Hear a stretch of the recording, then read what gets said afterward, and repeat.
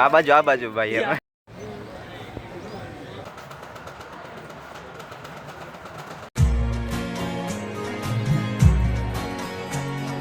જય દ્વારકાધીશ દાયરાને જય ઠાકર. થઈ ગઈ છે મસ્ત મજાની મોર્નિંગ બોટાદમાં. આપણે આવી ગયા છીએ સીધા બોટાદમાં. અત્યારનો વ્લોગ આપણે સીધો બોટાદમાં સ્ટાર્ટ કર્યો છે.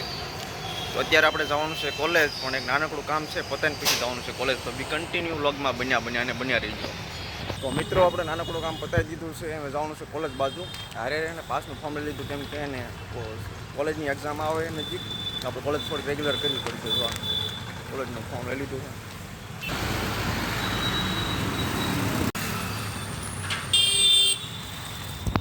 મારા બેટી બોટાદમાં પણ આખું બંધ કરીને ખોલ્યું તો મારી નવી બિલ્ડિંગ બની ગઈ હોય. હજી લગભગ જાજો ટાઈમ તો નથી, મહિના પહેલાં એને અહીંયા બિલ્ડિંગ નથી. આ મહિનામાં બિલ્ડિંગો બની જાય કહે ખરા બોટાદની પ્રગતિ જો. મિત્રો પૂછી જાય છે આપણા સીધા કોલેજમાં એન્ટ્રી લઈ લીધી. લેક્ચર તો પતી ગયો હોય, બીજા લેક્ચર કરવા જવાનું. તો મિત્રો ફાઇનલી લેક્ચરમાં જઈ રહ્યા છીએ. મિત્રો ભરાઈ ગયો હોય મસ્ત મજાનો સ્ટેટિસ્ટિકનો લેક્ચર, ને આવી ગયા હતા સીધા પાસના ફોર્મમાં સહી સિક્કા કરવા. પાસના ફોર્મમાં સહી સિક્કા કરાવી ગયા અને આ બે નંગ ભેગા થઈ ગયા ચાવડવા.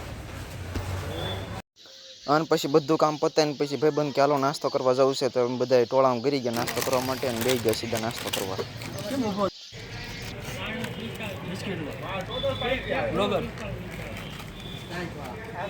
આ બાજુ ભાઈ એમ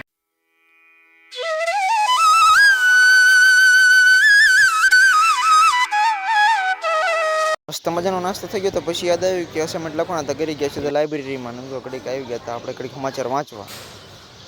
સમાચારમાં તો બધી નાતની ન્યૂઝ હતી. છોકરાઓ બધા રેલવેના પાટા ટાઈપીને સ્કૂલે જતા હતા જોખમી રીતે. અને બીજા સમાચારો તો આપણા બોટાદના હતા. મહુવા બોટાદથી ભાવનગર આવતી ટ્રેનનો સમય બદલાવાનો હતો. આ દિવસે ને દિવસે કરોડપતિની સંખ્યા વધી જાય છે. આમાં ક્યારે મારો નામ આવશે? વહેલા મોડો વારો આવશે નહીં આવે. આ પછી ઇંગ્લિશમાં કંઈક હતું, પછી કાંઈ હુજ્યું નહીં, પછી બેસી ગયા આપણે સીધા. પછી આપણે એને જગ્યા મસ્ત મજાની ગોતી લીધી અને અસાઇનમેન્ટ લખવા બેસી ગયા. અને બાકાજી કે બોલાવી દીધી અસાઇનમેન્ટ લખવાની.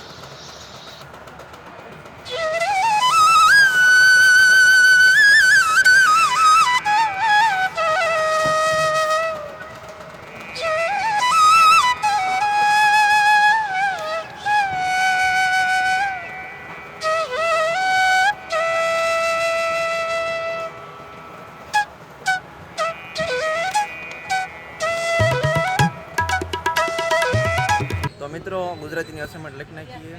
એમાં ટાઈમ પાસ કરો બે ગયો. મારો બ્લૂટૂથ લઈ ગયો. તો મિત્રો આજે ગુજરાતી લેક્ચર ભરવાનો છે. ગુજરાતી લેક્ચર ભરીને પછી મળ્યા પછી સીધા ઘર બાજુ જઈ ગયું.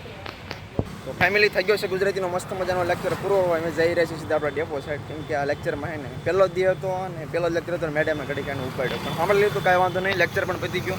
હવે અસાઇનમેન્ટ લખવાની ઘરે જઈને તો ચાલો સીધા જઈએ ડેપોએ.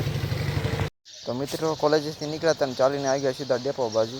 તો ફાઇનલી મિત્રો પહોંચી ગયા છે ડેપો. આનંદો પુંડા આ વાતાવરણનું કંઈ કહ્યા જેવું નથી, કેમ કે બપોરે તડકો પડે, સાંજના વરસાદ આવે, સવારમાં ઠંડી પડે. આ પણ વાતાવરણ બહુ ફરી ગયું. પણ કાંઈ વાંધો નહીં, સામે આપણે ડેપો પહોંચી ગયા છીએ. બસનું વેટ કરીએ, બસ આવે સીધા આપણે ઘર બાજુ પડીએ.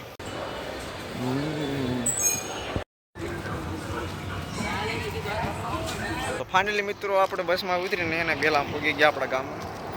અને આપણે આજનો વ્લોગ અહીંથી એડ કરીએ છીએ. તો આપણો વ્લોગ તમને ગમ્યો તો લાઈક શેર સબસ્ક્રાઈબ કરવાનું ભૂલતા નહીં. મળ્યા પછી કાલે એક નવા વ્લોગ સાથે ત્યાં સુધી બધાને જય દ્વારકાધીશ.